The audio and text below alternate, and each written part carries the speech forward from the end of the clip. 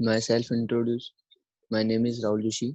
I am senior lecturer from Star Infotech College.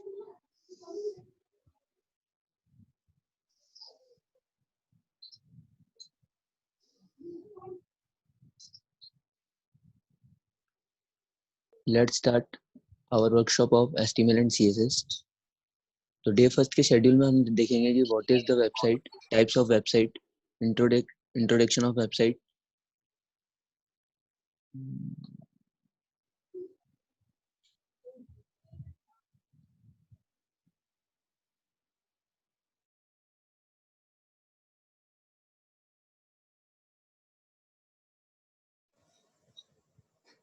Web browsers क्या होते हैं, HTML में एडिटर्स कौन सा यूज करते हैं,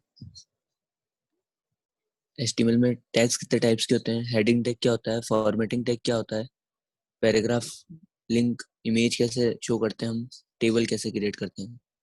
तो डे फर्स्ट के शेड्यूल में हम ये सब चीज देखते हैं। तो स्टार्ट करते हैं सबसे पहले, what is website.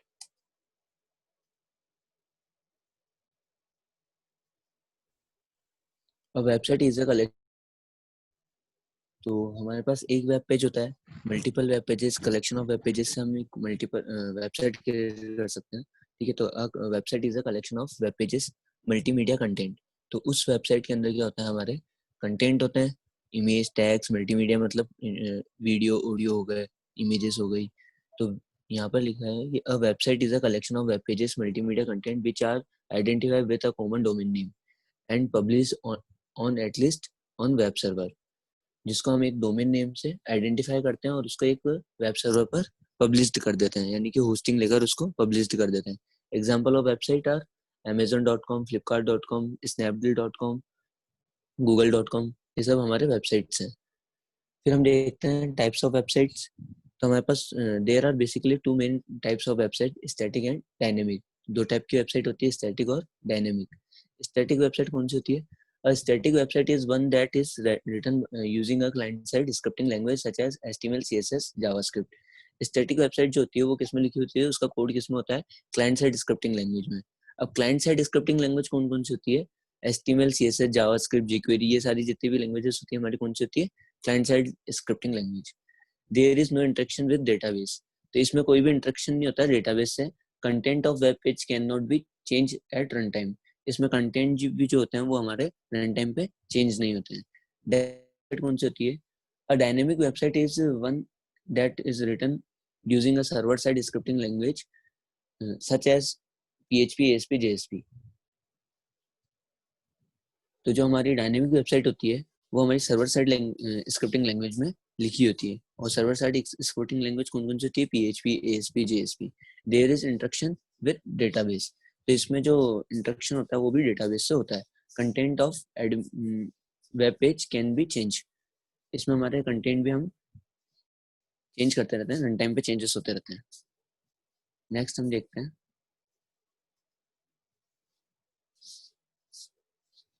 Of HTML। तो HTML जो है वो क्या है? HTML is a hypertext markup language, ये इसकी फुल फॉर्म है, हाइपरटेक्स्ट मार्कअप लैंग्वेज।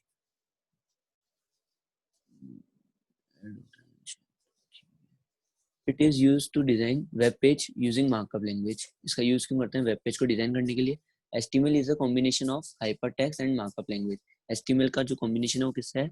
हाइपरटेक्स्ट और मार्कअप लैंग्वेज से। Hypertext define the link between the web pages. Markup language is used to define the text document with in tag which define the structure of web pages.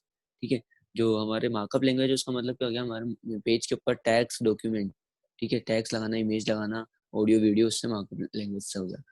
HTML is not programming language, it is markup language. ये कोई programming language नहीं, only for web page को design करने के लिए काम आती है। ठीक है, इसलिए इसको क्या बोलते हैं? Markup language. HTML is not case sensitive, जो है उसका case not not case sensitive है, यानी कि हम इसको स्मॉल लेटर, कैपिटल लेटर कैसे भी लिख सकते हैं। नेक्स्ट हम देखते हैं वेब ब्राउजर्स। वेब ब्राउजर्स कौन कौन से होते हैं? हम यूज करते हैं क्रोम, फायरफॉक्स, सफारी, ठीक है, अलग अलग प्लेटफॉर्म पे अलग अलग ब्राउजर्स मिलते हैं हमारे को। द पर्पस ऑफ ब्राउजर, ठीक है, तो यहाँ पर ब्राउजर का क्या पर्पस है? The purpose of web browser is read to HTML document then, तो एचटीएमएल के डॉक्यूमेंट को रीड करना और उसको डिस्प्ले करना। The browser does not display the HTML tag, browser पर कभी भी एचटीएमएल के टैग शो नहीं होते हैं, लेकिन उसका जो यहाँ पे क्या है, but use them the determine how to display the document, लेकिन हमारे को डॉक्यूमेंट कैसा डिस्प्ले करना है वो हमारे को आउटपुट पर शो होता है। ठीक है, तो एचटीएमएल के जो टैग है उसकी फंक्शनलिटी जो है, उसका आउटपुट वो शो होता है, लेकिन tag as it is show नहीं होते हैं। ठीक है, ब्राउजर पर एचटीएमएल में एडिटर्स जिसपे हम कोड करेंगे वो कौन कौन से यूज कर सकते हैं हम?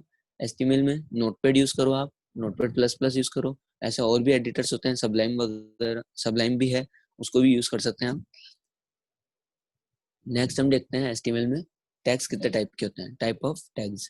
HTML tags are two types, दो टाइप के टैग होते हैं, empty tag and content tag. Empty tag can be close in the opening tag, तो का सिंटेक्स क्या है, ओपनिंग करेंगे टैग की और वहीं पे उसी लाइन में उसकी क्लोजिंग हो जाएगी, तो इसमें कंटेंट नहीं आएंगे कहीं भी। सिंटेक्स ऑफ कंटेंट टैग, इसकी ओपनिंग अलग से है, कंटेंट है बीच में, देन क्लोजिंग है। ठीक है, तो टैग की ओपनिंग है, कंटेंट है, देन उसकी क्लोजिंग है।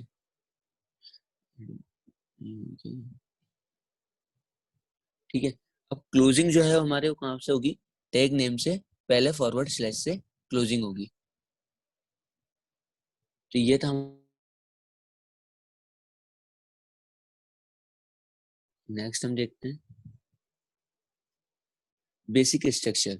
एचटीएमएल में बेसिक स्ट्रक्चर हमारे को जो फॉलो करना है वो क्या होगा, एचटीएमएल की ओपनिंग होगी और क्लोजिंग होगी, जो भी टैग ओपन हो रहा है उसकी क्लोजिंग करना जरूरी है।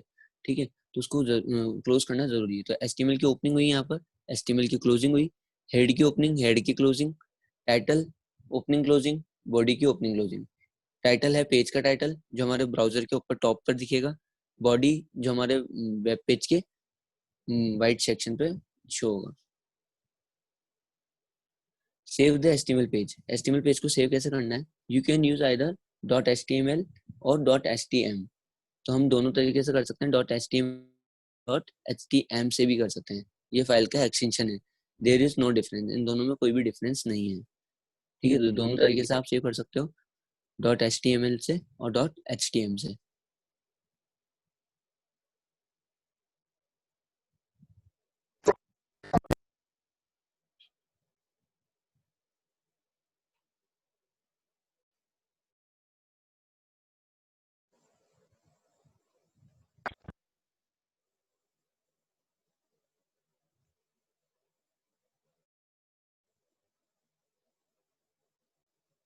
नेक्स्ट हम देखते हैं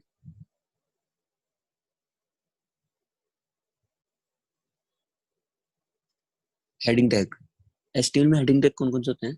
HTML heading are defined with H1 to H6, H1 biggest, H6 smallest font size. ठीक है, हेडिंग टैग के कुछ एट्रीब्यूट है, अलाइन, लेफ्ट डिफॉल्ट होता है, राइट यूज कर सकते हैं आप, वैल्यू सेंटर यूज कर सकते हैं। कैसे यूज करना है इसको एट्रीब्यूट को, वो उसका सिंटेक्स देखते हैं। तो syntax of tag with attribute, सबसे पहले टैग की ओपनिंग होगी, कंटेंट होगा, टैग की क्लोजिंग होगी। क्लोजिंग के लिए फॉरवर्ड स्लैश यूज करना है आपको टैग नेम से पहले। यहाँ पर आपका एट्रीब्यूट का नेम आएगा ओपनिंग के अंदर, एट्रीब्यूट का नेम इक्वल्स टू एट्रीब्यूट की वैल्यू, लाइक जैसे अलाइन है तो अलाइन इक्वल्स टू जो भी आपको वैल्यू देनी है, राइट और सेंटर। लेफ्ट तो डिफॉल्ट आता ही है, तो लेफ्ट देने की जरूरत ही नहीं पड़ेगी आपको यहाँ पर, तो राइट और सेंटर। इसका एग्जांपल देखते हैं नेक्स्ट हम हेडिंग टैग का। तो यहाँ पर पहले सबसे पहले आपको बेसिक स्ट्रक्चर फॉलो करना है, एचटीएमएल की ओपनिंग, तो मैं इसको क्लास को सेव कर लेता हूँ पहले, heading tag dot HTML, HTML की ओपनिंग क्लोजिंग। नेक्स्ट आपको टैब देना है यहाँ पर टैग नेम से पहले, इसको इंडेंटेशन बोलते हैं हम कोड का। अब जैसे इसके अंदर हमारे को यूज करना है टाइटल, तो हम टैब देंगे, देन हम टाइटल लिखेंगे, हेडिंग टैग। इस फाइल को हम रन करते हैं, तो हमारे को इस फाइल को रन, मैं सबलाइम एडिटर यूज कर रहा हूँ यहाँ पर। इस फाइल को रन करने के लिए हमारे को क्या चीज नीड होगी, वेब ब्राउजर की। तो हम देखते हैं यहाँ पर, ओपन करते हैं फोल्डर हमारा,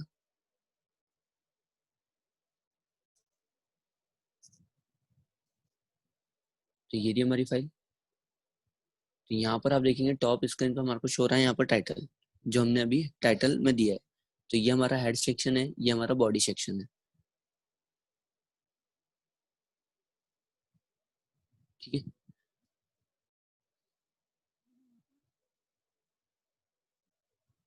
यहाँ पर हम यूज करते हैं H1 टैग। ये H1 की टैग की ओपनिंग हुई और ये उसकी क्लोजिंग हो गई। यहाँ पर मैं कुछ कंटेंट लिखता हूँ, वेलकम टू स्टैनफोर्ड कॉलेज। इसको चला के देखते हैं हम आउटपुट को, कंट्रोल आर। ठीक है, रिफ्रेश करने के लिए पेज को कंट्रोल आर, यहाँ से भी रिफ्रेश कर सकते हैं आप।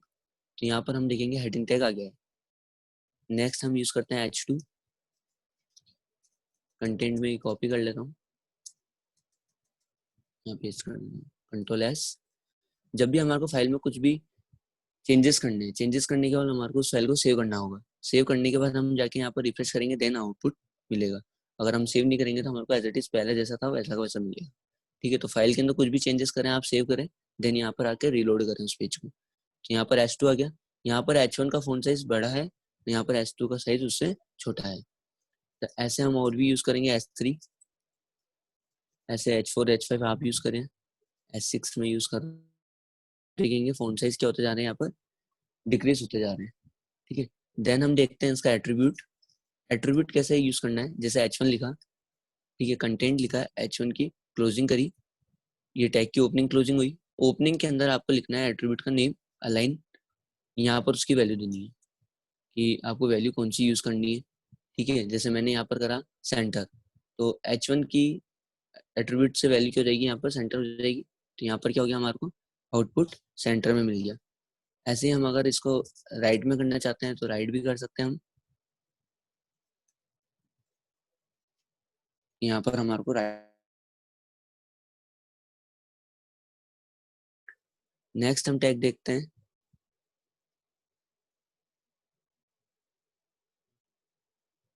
Formatting tag.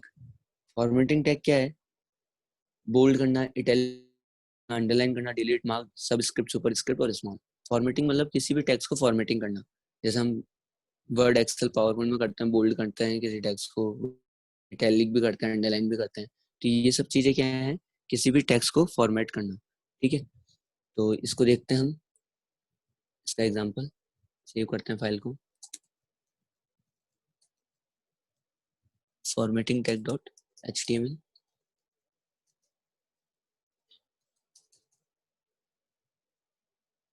HTML की ओपनिंग क्लोजिंग, हेड की ओपनिंग क्लोजिंग, बॉडी की ओपनिंग क्लोजिंग, यहाँ पर आ जाएगा।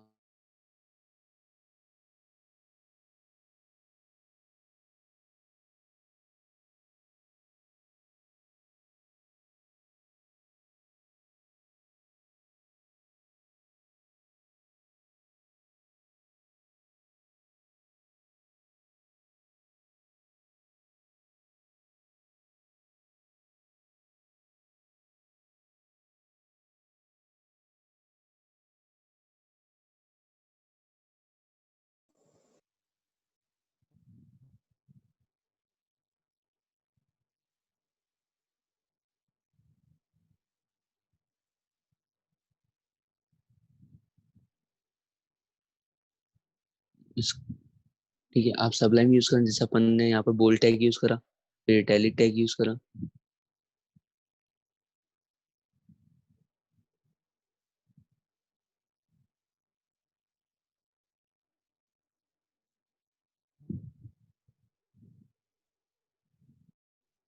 ठीक है, तो बोल्ड टैग इटैलिक टैग दोनों आ गए। अब अपन को इसको फाइल को रन करना है, तो आप डायरेक्ट यहाँ से सबलाइन में यूज कर सकते हैं। राइट क्लिक करें फाइल पे, ओपन इन ब्राउजर। यहाँ पर आप देखेंगे ये बोल्ड टैग आ गया और ये इटैलिक टैग आ गया, तो दोनों एक ही लाइन में आउटपुट आ रहे हैं। ठीक है, तो हेडिंग टैग तो थे जो अपन के अलग अलग लाइन में आ रहे थे। ठीक है, तो ये तो होते हैं हमारे ब्लॉक लेवल, और ये कौन सा होता है, हमारे इनलाइन लेवल होते हैं। एक ही लाइन में चल रहे हैं ये टैग दोनों, तो इसको बोलते हैं इनलाइन लेवल। अगर हमें चाहता हूँ उन दोनों को अलग अलग लाइन में लाना, तो यहाँ पर मैं नेक्स्ट लाइन में लाने के लिए क्या यूज करूंगा, BR, this is empty tag. ठीक है, यहाँ पर क्या हुआ है, ये एम्प्टी टैग है, इसकी टैग की ओपनिंग हुई है और ये टैग की क्लोजिंग हुई है। ठीक है, और ये कौन सा टैग है, एक एम्प्टी टैग है, ब्रेक रो, इसकी फुल फॉर्म है ब्रेक रो। तो जैसे हमने BR लगाया तो ये नेक्स्ट लाइन में लेके आ गया। नेक्स्ट हम देखते हैं underline, you tag, this is underline tag. Just आगे हम देखते हैं mark tag, this is mark tagged. Next हम देखते हैं डिलीट टैग। आउटपुट देखते हैं हम, अंडरलाइन वाले टैग में अंडरलाइन आ रही है टेक्स्ट के नीचे, मार्क वाले में मार्किंग आ रही है, येलो कलर का डिफॉल्ट कलर आ रहा है, डिलीट वाले में टेक्स्ट जो है वो स्ट्राइक उस पे लाइन आ रही है। ठीक है,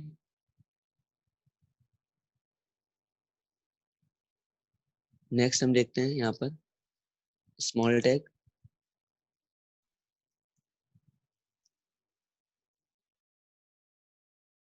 नेक्स्ट हम देखते हैं सबस्क्रिप्ट और सुपरस्क्रिप्ट। सबस्क्रिप्ट एंड सुपरस्क्रिप्ट जो है वो आपने वर्ड में भी यूज करा होगा कभी। ठीक है, तो जैसे मुझे लिखना है यहाँ पर फॉर्मूला H2, तो टू जो होता है वो फॉर्मूले में क्या होता है, नीचे होता है H के, तो हम यूज करेंगे सबस्क्रिप्ट।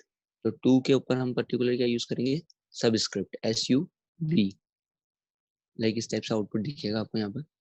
ठीक है, मैं जूम कर देता हूँ इसको, ये रहा। नेक्स्ट हमारे को जैसे लिखना है एक्स स्क्वायर, तो ये स्क्वायर हमारे फॉर्मूले में ऊपर होता है मैथ्स में, तो सुपर स्क्रिप्ट। ऐसे जस्ट इसके आगे लिखना वाई क्यूब, तो क्यूब जो होगी ऊपर होगी, सुपर स्क्रिप्ट लिखा, थ्री लिखेंगे उसके अंदर, तो ये थ्री भी उसके ऊपर चल जाएगा, वाई क्यूब, मतलब एक्स स्क्वायर वाई क्यूब हो गया ये। ठीक है, तो ये था हमारा फॉर्मेटिंग टैग, जिसमें हमने देखा bold, italic, underline, delete, mark, subscript, super script और स्मॉल टैग। नेक्स्ट हम देखते हैं पैराग्राफ टैग। पैराग्राफ टैग का यूज क्यों करते हैं कि हमको पैराग्राफ शो करना है। ठीक है, तो पैराग्राफ टैग के एट्रीब्यूट भी होते हैं, अलाइन एट्रीब्यूट है, उसकी प्रॉपर वैल्यू है लेफ्ट, डिफॉल्ट होता है, स्टार्टिंग से लेफ्ट में आता है, राइट, सेंटर और जस्टिफाई कर सकते हैं। यहाँ पर एक अलाइन आपको मिलेगा अलग, जस्टिफाई। जस्टिफाई मतलब दोनों तरफ से आपका लेफ्ट एंड राइट से दोनों इक्वल होगा, दोनों तरफ स्पेस नहीं होंगे। पैराग्राफ को यूज कैसे करना है, इसका सिंटैक्स है, पैराग्राफ की ओपनिंग होगी यहाँ पर, एलिमेंट की ओपनिंग, बीच में पैराग्राफ होगा कंटेंट में, और ये पैराग्राफ की क्लोजिंग होगी। तो हम इसको यूज करके देखते हैं पैराग्राफ को।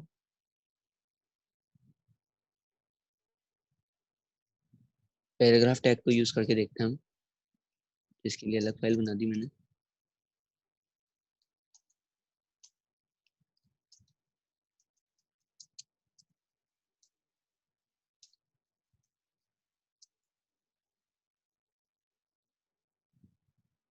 तो पैराग्राफ टैग को यूज करा मैंने, यहाँ पर पी टैग लिखा। ठीक है, यहाँ मैं लिख देता हूँ,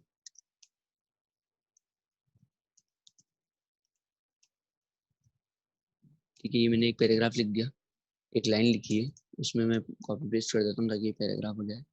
ठीक है, तो पी टैग की ओपनिंग हुई और पी टैग की क्लोजिंग हो गई, और बीच में क्या आ गया, मेरा पैराग्राफ आ गया।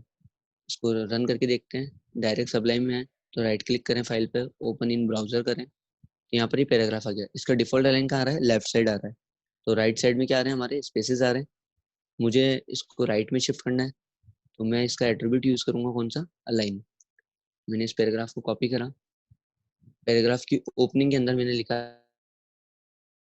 मैंने राइट, जाके रीलोड करा पेज को, तो यहाँ पर क्या हो गया, मेरा लेफ्ट साइड में स्पेस आने लग गया, और राइट साइड में पूरा कंटेंट।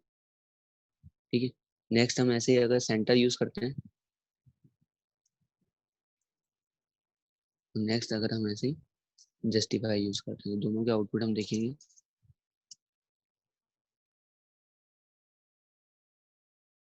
तो सेंटर अलाइनमेंट में क्या हो रहा है, जो हमारा पूरा टेक्स्ट है, जो पैराग्राफ है, लेफ्ट और राइट दोनों तरफ से स्पेस है, और सेंटर में आ गया स्क्रीन के। ठीक है, के अंदर क्या हो रहा है, जस्टिफाई के अंदर क्या हो रहा है, हमारा लेफ्ट में भी स्पेस नहीं है और राइट में भी स्पेस नहीं है, दोनों तरफ से इक्वल चल रहा है।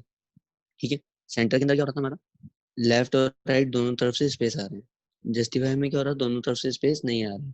राइट में क्या हो रहा था, लेफ्ट से स्पेस आ गए थे, और लेफ्ट अगर स्टार्टिंग से डिफॉल्ट लेफ्ट था, तो हमारा राइट साइड से स्पेस आ रहे थे, यानी कि जो भी जिस तरफ अलाइन करेंगे हम, तो उस तरफ उसके अपोजिट साइड स्पेस लेंगे।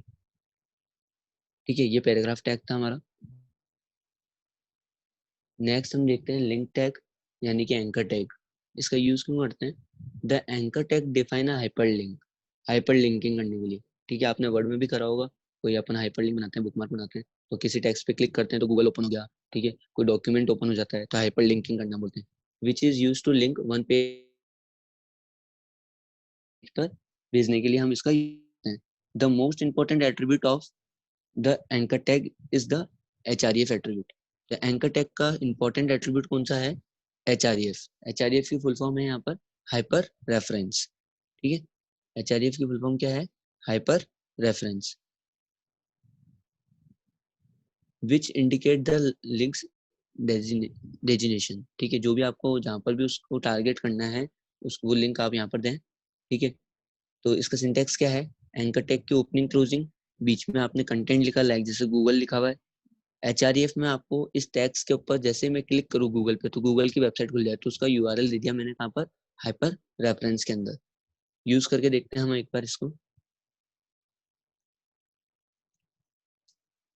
Anchor tag .html। अब सबलाइम के अंदर हम जैसे HTML लिखेंगे, ठीक है, तो यहाँ पर क्या होगा, आपका जैसे फाइल सेव कर रखा है आपने, तो जैसे एंटर करेंगे तो यहाँ पर आपके पास HTML आ जाएगा, पूरा सिंटेक्स लिखा हुआ आ जाएगा। ठीक है, आपको इंडेंटेशन करना पड़ेगा, आप कर लें। यहाँ पर मैंने टाइटल लिख दिया एंकर टैग। अब एंकर टैग का सिंटेक्स क्या है? ए टैग की ओपनिंग है, लाइक जैसे मैंने लिखा गूगल, और यहाँ पे एंकर टैग की क्लोजिंग। अगर मैं इस फाइल को अभी चलाता हूँ फिर भी बिहेव नहीं होगा इसका। ठीक है, तो मुझे यहाँ पे क्या देना पड़ेगा? HREF देना पड़ेगा। ठीक है, मैंने यहाँ पर दिया HREF। अब इसको सेव करा मैंने।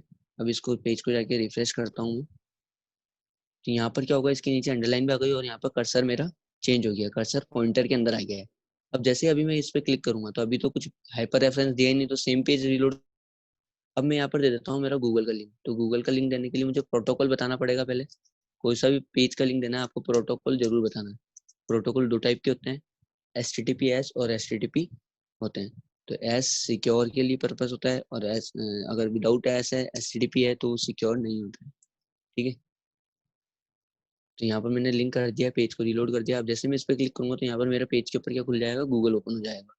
तो यहाँ पर क्या हो रहा है? एग्जिस्टिंग टैब के अंदर ही ओपन हो रहा है, यानी कि जिस फाइल को मैं रन कर रहा हूँ HTML की फाइल, उसी पे ये ओपन कर रहा है मेरे गूगल को।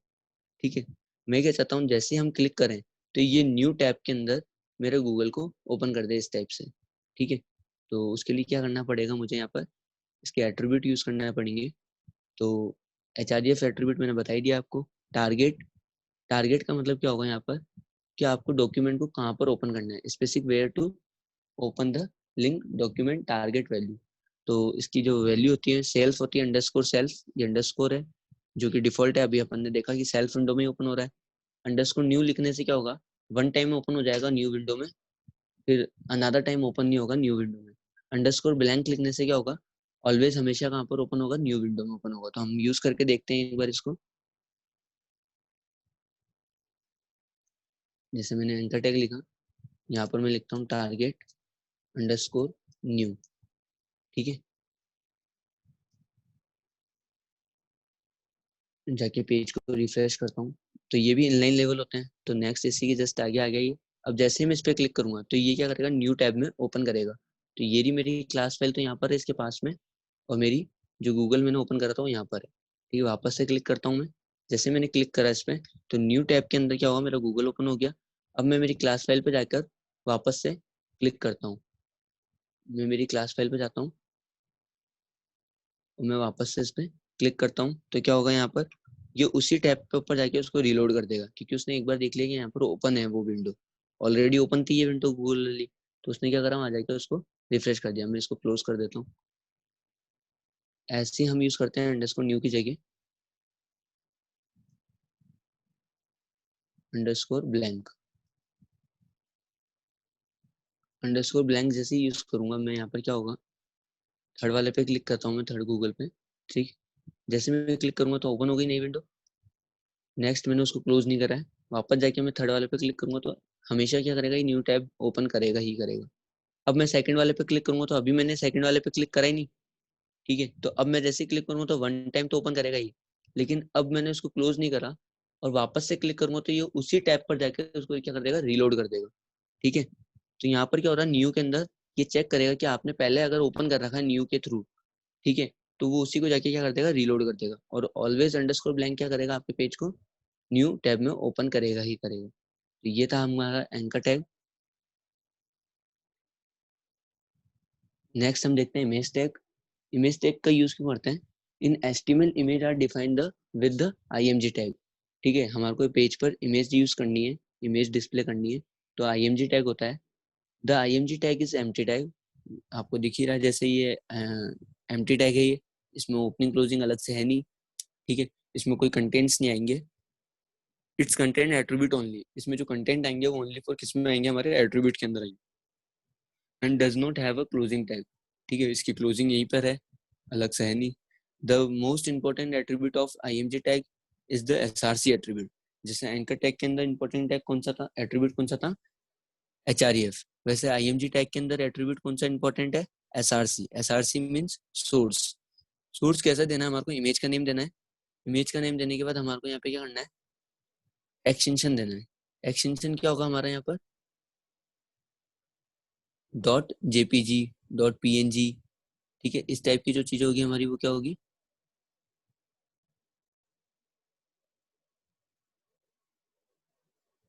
वो एक्सटेंशन होगा हमारा। इमेज नेम दे देंगे हम, जैसे 1.jpg, 2.jpg। तो ये सब चीजें हमारे लिए क्या होगी? एक्सटेंशन होंगे। हर एक फाइल का एक्सटेंशन होता है। ठीक है, तो हम इमेज टैग यूज करके देखते हैं।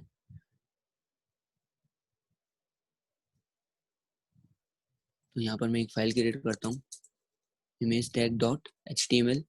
तो dot H T M L इसका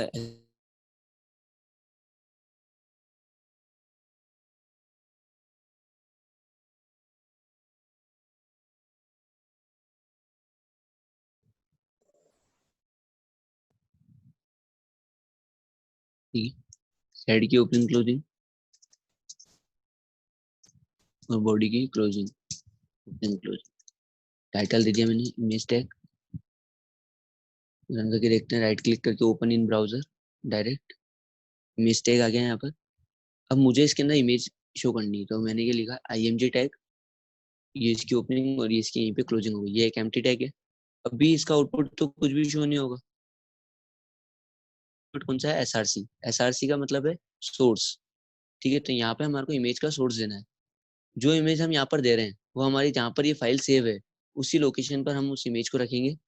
तो मैं कंट्रोल ओ करके चेक करता हूँ कि यहाँ पर मेरे पास दो इमेज है। लोगो डॉट पीएनजी है एक, ठीक है, और एक है मेरे पास यहाँ पर web web app dot JPG. तो यहाँ पर मैं लगाता हूँ लोगो डॉट पीएनजी और इस पेज को जाके रिफ्रेश करता हूँ। तो यहाँ पर अपने पास आ गया है। ठीक है, यहाँ पर लोगो आ गया मेरा। अब इसका नेक्स्ट हम एट्रीब्यूट यूज करके देखते हैं, और इसके एट्रीब्यूट कौन से हैं। और सबसे पहले हमने एसआरसी देख लिया। ठीक है, एएलटी। एएलटी का फुल फॉर्म है अल्टरनेट टेक्स्ट। जब हमारा सोर्स इनवैलिड, जो हमारे फोल्डर में एग्जिस्ट करती ही नहीं है, तो उस जगह हमारा एएलटी यूज होगा, अल्टरनेट टेक्स्ट शो जाएगा। हम इमेज की विड्थ दे सकते हैं, हम इमेज की हाइट दे सकते हैं, इमेज को अलाइन यूज कर सकते हैं लेफ्ट और राइट। ठीक है, तो यूज करके देखते हैं हम। यहाँ पर विड्थ का यूज करते हैं। विड्थ जैसे मैं लिखा 200 पिक्सल। पिक्सल कम होते हैं, परसेंटेज ज्यादा होते हैं। ठीक है, आप परसेंटेज में भी दे सकते हैं, लाइक जैसे आपने लिख दिया 50%। तो ये स्क्रीन के हाफ में आ जाएगा, ये यहाँ तक आ गया है। ठीक है, ऐसे हम इसका हाइट भी यूज कर सकते हैं, लाइक जैसे हमने वेब ऐप, सेकेंड इमेज मेरी कौन सी है, मेरे फोल्डर में ये पड़ी image web app dot JPG.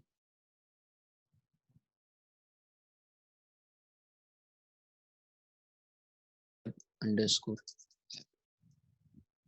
ठीक है, यहाँ पर ये डिस्प्ले हो गई। मैं इसको 100% कर देता हूँ। तो 100% मतलब स्क्रीन का फुल। आप चाहें तो इसको हाइट दे सकते हैं।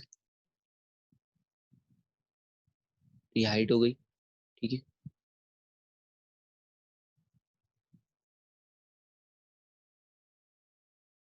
तो यहाँ पर ये इमेज शो हो रही है, हमारे को डिस्प्ले हो रही है। ऐसे ही हम एएलटी का यूज कैसे करेंगे? ठीक है, जैसे मैंने यहाँ पर लिख दिया लोगो जेपीजी, लेकिन लोगो डॉट पीएनजी पड़ी है, लोगो डॉट जेपीजी नहीं है हमारे पास। तो यहाँ पर क्या होगा? ये इस टाइप से आएगा, ब्लैंक आ गया ये। ठीक है, यहाँ पर आउटपुट हमारे को क्या दिख रहा है, ब्लैंक दिख रहा है। ठीक है, अब मैं चाहता हूँ मैसेज आ जाए। ठीक है, मैसेज आने के लिए हम क्या लिखेंगे, ALT का यूज करेंगे। ALT means alternate. यहाँ पर मैंने क्या लिख दिया, नो इमेज फाउंड। जाके सेव करा मैंने, इसको सेव करके Ctrl+R करा, तो यहाँ पर हमारे को मैसेज शो हो गया, नो इमेज फाउंड। तो ये था हमारा इमेज टैग। एक अलाइन एट्रीब्यूट यूज करके देख लेते हैं हम यहाँ पर, अलाइन राइट। तो एक तो ये रहा लेफ्ट में और एक ये रहा हमारा राइट में। ठीक है, तो ये था हमारा जिसमें हमने इमेज टैग देखा है, अलाइन एट्रीब्यूट देख लिया हमने इसके सारे। नेक्स्ट हम देखते हैं टेबल टैग। ठीक है, टेबल टैग क्या होता है, table are just like spreadsheet. ठीक है, एक्सेल में आपने देखा होगा टेबल बनती है रो एंड कॉलम से। ठीक है, and they are made up of row and columns.